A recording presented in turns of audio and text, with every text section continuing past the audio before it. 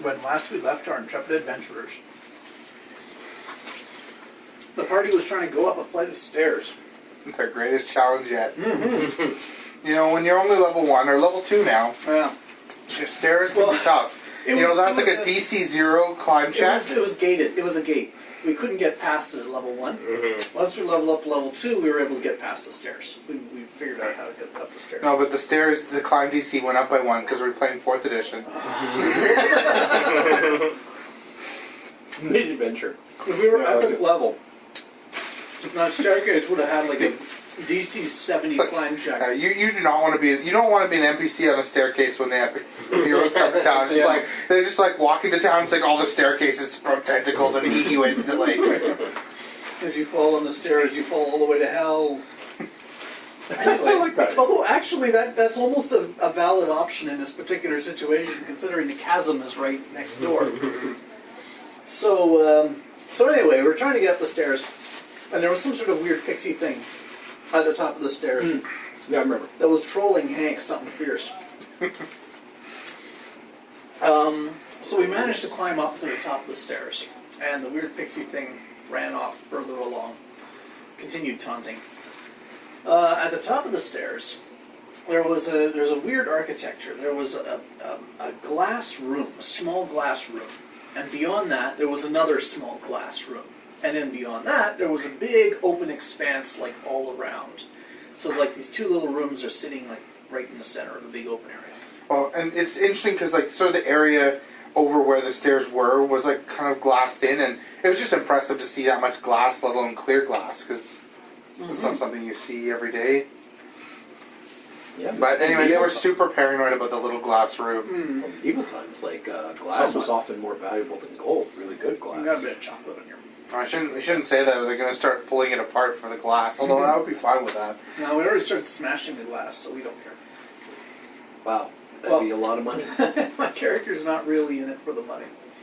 I mean, they know pretty well that they're in. Perhaps you're actually actively against it, because if they get enough, then they won't need you. They could just hire someone better. I mean, they know pretty well that they're in some kind of ancient Ood ruins, and they know Ood had weird old magic, so I guess they're just like, oh, Ood could make glass. But so anyway, I have something I can stab you with right now. Careful. So, beyond the doors, we go through the doors in the glass rooms. Beyond those, the big open expanse has a floor that is covered with tiles, 1 meter square tiles, in a checkerboard pattern with red tiles and white tiles. And the red tiles are red because they've got blood on them.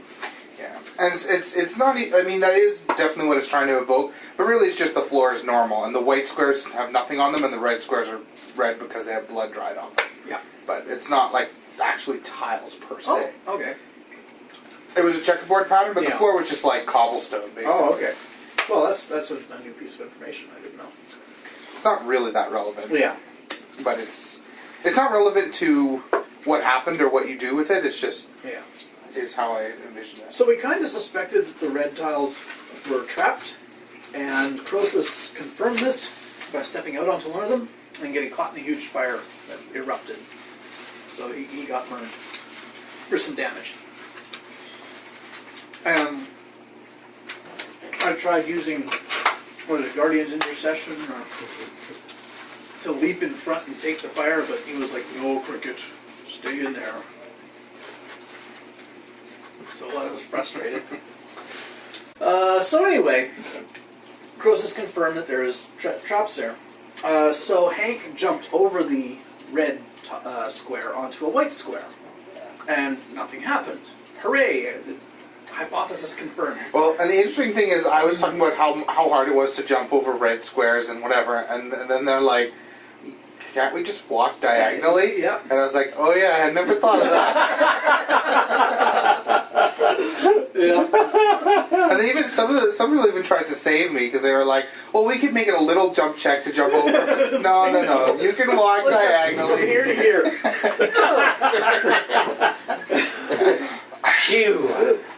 So yeah.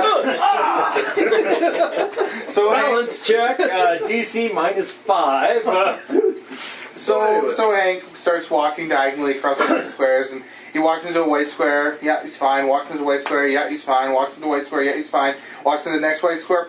Gets electrocuted. And The fairy thing starts laughing. yeah, it starts laughing off in the distance, like.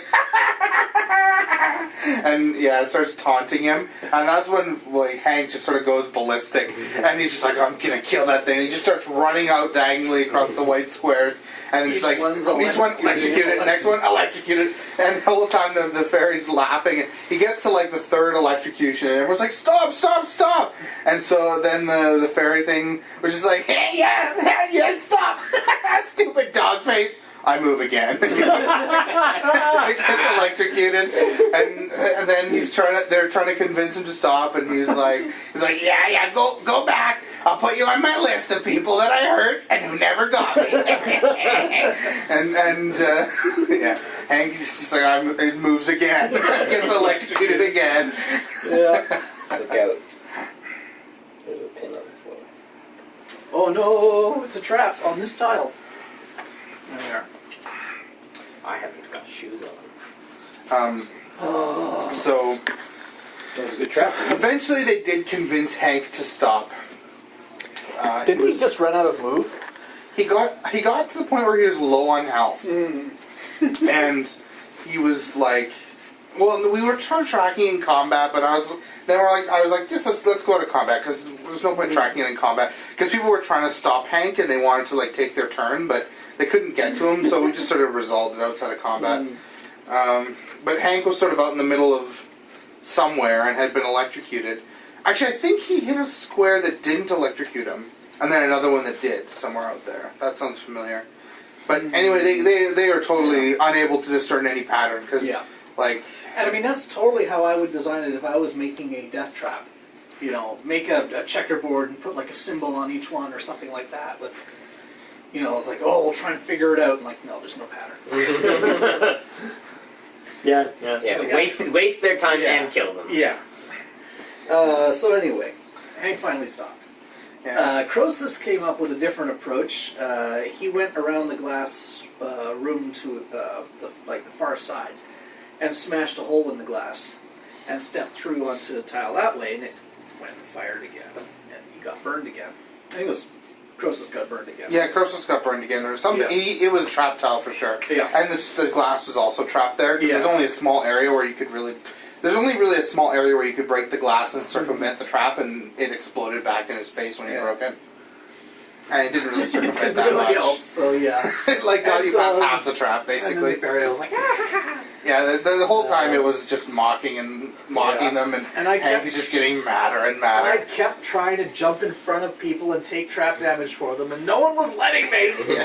Yeah, Croesus was pretty good at that, because Cricket kept trying to take damage from him, and he was just like, "No, I think you better let me handle this, It's okay, little Cricket."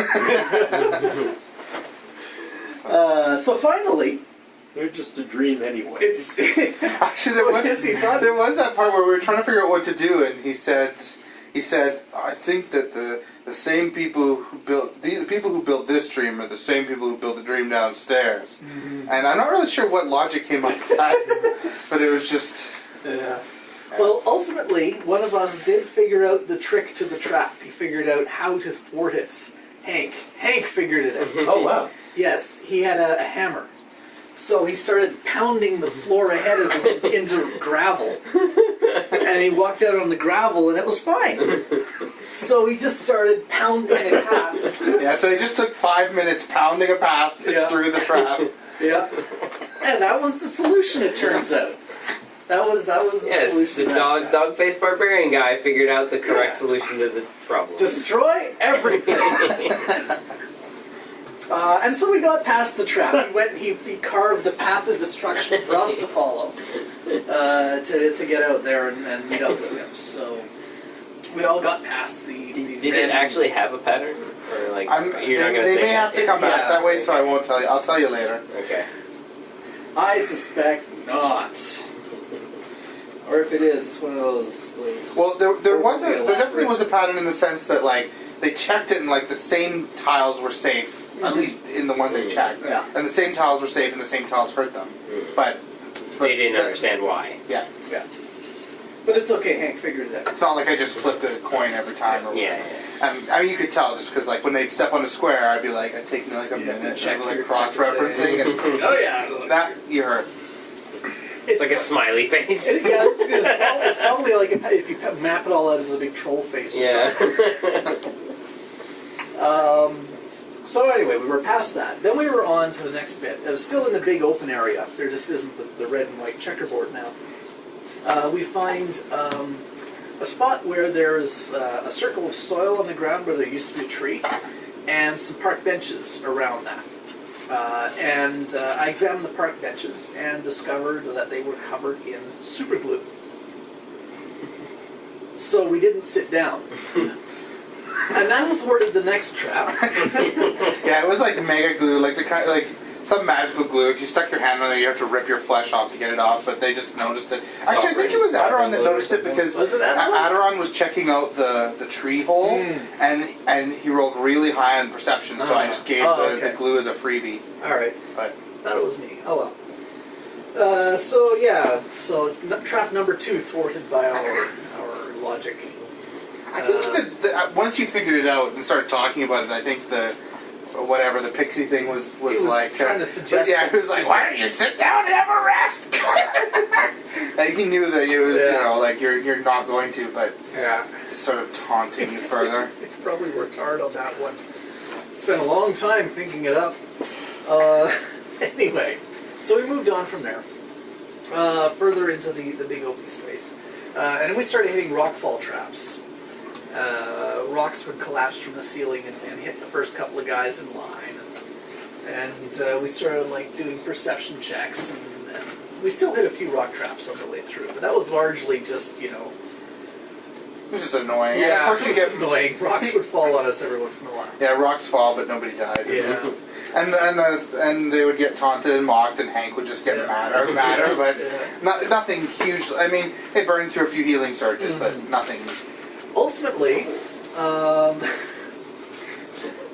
past that, there was at the end of the room, there was a spot where you could see the rift, the chasm. The wall was gone and there was the chasm.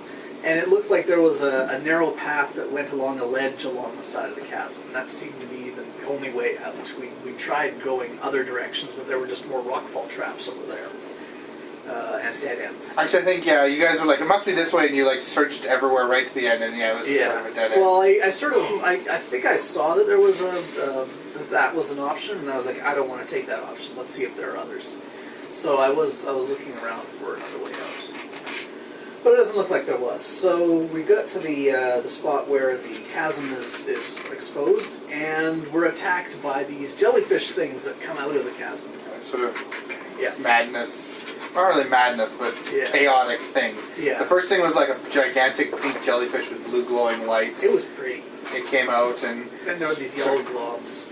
Smaller, little yellow globs that are like lightning-y, and they're like, there you go, and they suction onto your face and suction all over you. That's pretty much what happened to Aderon. Aderon was at the front for some reason, and he's supposed to be like a ranged character and the ranged controller. Aderon had the highest perception. Oh, that's why. Aderon was walking. And he just got swarmed by those things and like dropped in one round. Hank was also swarmed. So Cricket ran forward and used a burst thing to clear them off because they were minions. Oh, okay. So Cricket cleared Hank and sent him with a shift 3 or something. Moved him on ahead. There were these white puffballs also. Oh yeah, there was a bunch of different. I guess I should describe them all. Yeah, there was the pink jellyfish thing. I don't know if you want to describe them, but well, there was a pink jellyfish thing. There was a red. It had like. It was like a ball cilia. this big with like red cilia. cilia, but the cilia could expand into long tentacles. Yeah. There were all the yellow globs that were like minion face suckers.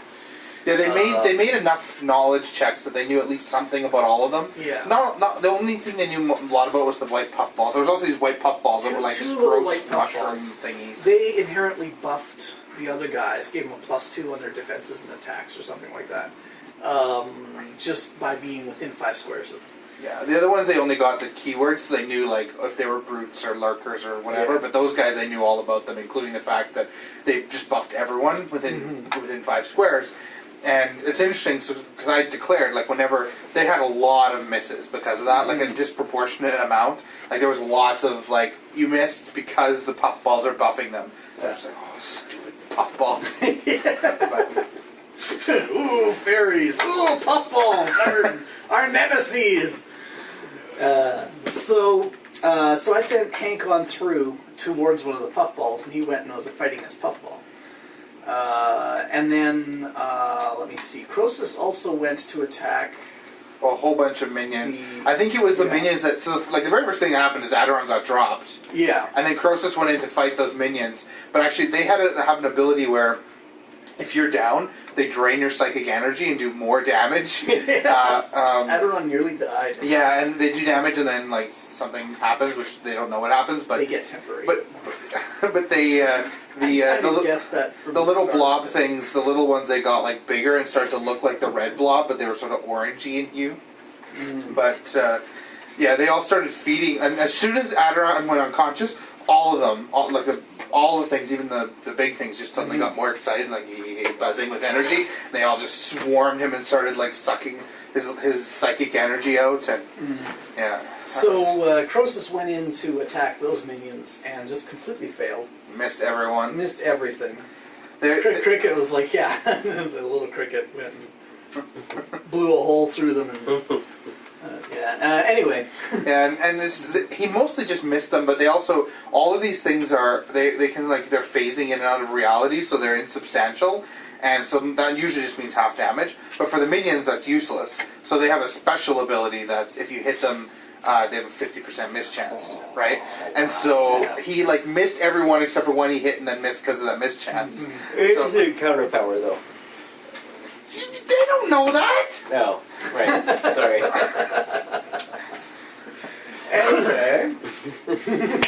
Anyway, that's okay. I'll just cut it off the recording. Yeah. Only Brian. Brian should already know that because I talked about tomorrow's the next session. Yeah. So unless you're going to get that up tonight. Yeah. Might get up tomorrow, but anyway. So he missed them. Croesus didn't put on a great show there. Actually, one interesting thing Aurora did some cool stuff. Or sorry, that's just what I was going to say. Oh, okay, yeah. She had done something that already made her super glowy because she's a star, so she can glow. And she was doing this glow thing that gives her benefits and also lights up a huge area. And that was, and so at that point was when Adoran was actually going to be permanently killed by these things, sucking all of his psychic energy out. And so she spent her cinematic point, because Adoran is her friend. He's like the person who woke her up or whatever. And she was just like, no, Adoran! And her light turned bright red and just filled the area with red light. And she got her turn to heal Adoran. So he, just before he was killed by these. Yeah. And then Cricket did some further healing. I can't remember if that was the case or not. But she also used an ability that it's a move action, gives an ally shift 4. So Adoran, who's prone, just wakes up, and then Cricket uses this thing and is like, come on over this way, come this way. You can do it, keep going. Keep going. And so Adoran just slides across the board. And then I did something else which slid him a further 2, or 3. And then he gets up, and he does this attack with the javelin against, was it the red guy or the blue guy? It was the red. It was actually an area effect, but it was the red guy that it mattered on. Okay, so he did this javelin throw area effect thing, and hit some of the enemies, but also hit the red guy, the red cilia covered one, and he had some ability that allowed him to redirect an attack that went against him. And so he sent that javelin attack back to Cricket. And it's like a psychic ability too. Yeah, so it's not just he redirects it, but he messes with Adoran's mind to make him attack Cricket instead. So Cricket saves Adoran, pulls him out of all this, and then Adoran throws a javelin. And Cricket, of course, thinks this is her fault somehow. And she's like, I'm so sorry. I don't know what I did wrong. I'm sorry. I won't do it again.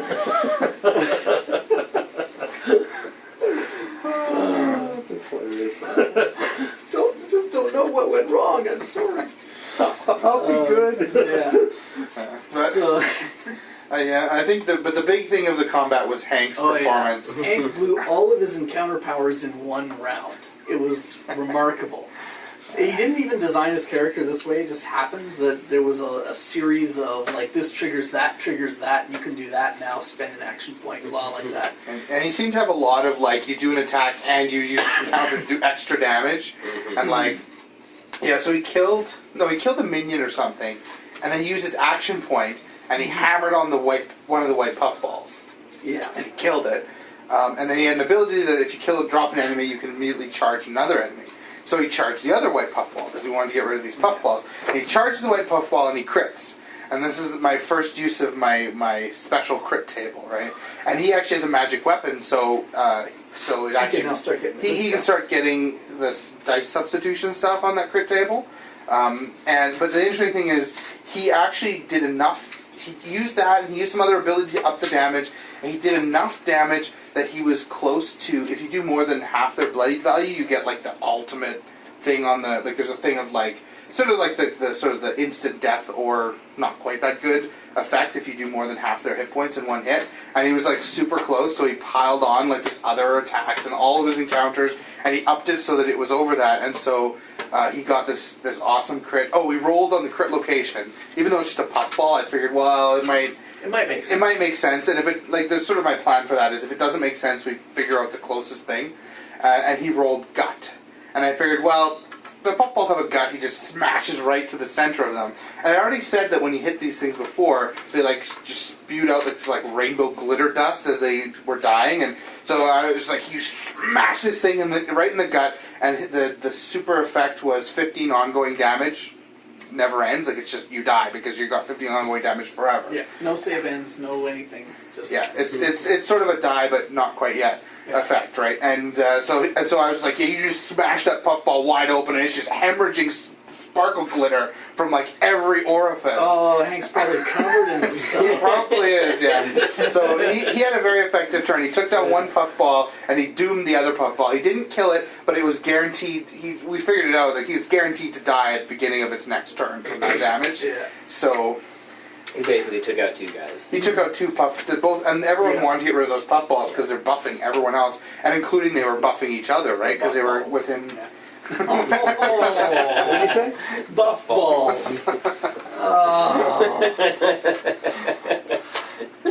So, and that's more or less where we left it, I think, because we had to stop partway through the combat because it got late. We left it with that last puffball. We turned to their turn, and the last puffball just hemorrhaged and died and exploded, just so I didn't have to write it down on the battle board. And it'll be their turn next. So. Yeah. And the combat, at the start, I was like, oh crap, we're really screwed. There's overpowering enemies. Now it's like, yeah, we have a chance.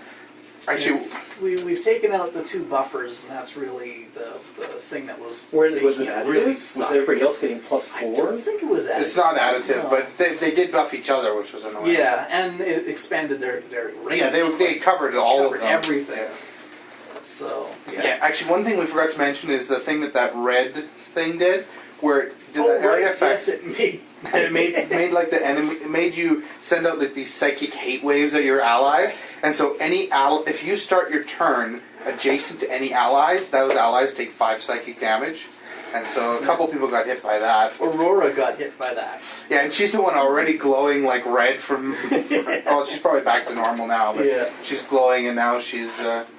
That's hit a couple people too, because it's just how things keep working out. You guys always end up starting next to each other. So yeah, well, Cricket's way in the back with Aderon. Actually, Aderon has that on. Cricket? What? Stop. Oh. I'm sorry, Aderon. I don't know what I did wrong. I tried to help. I was only trying to help. Was it that... Were you feeling concerned that I was trying to, like, come between you and Aurora somehow, or... Whatever I did, I promise, I won't do it again. Okay, so, where are we? I chased this stupid imp thing up the stairs, and I want to destroy it really badly. And it led us onto this weird checkerboard tile room thing. It looked like the red tiles that were covered in blood would be the trap ones and the white ones wouldn't. And that's how the pattern seemed at first, but it turned out not to be the case because they all kept hurting me constantly. And it sucked, and it made me mad, and it hurt. So I decided to just wait and let everybody else come to me before I died, because it was going to happen.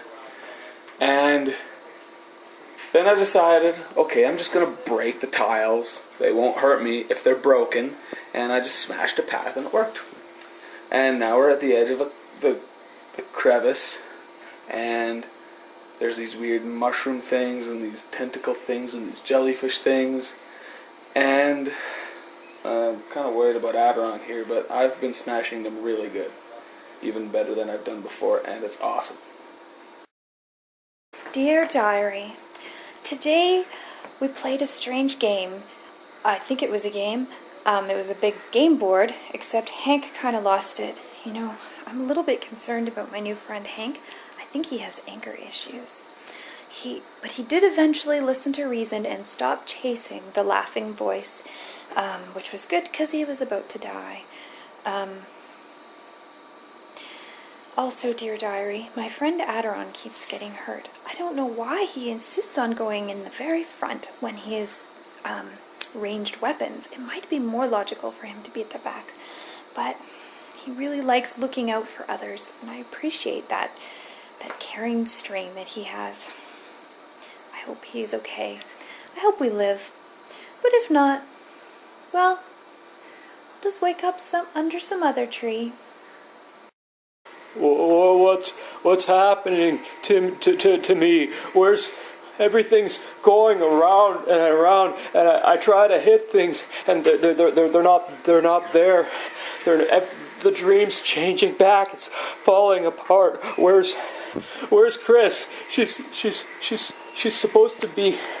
Where's the wall? Where's the line? I can't. Where's Chris? Where is she? Where? Ah!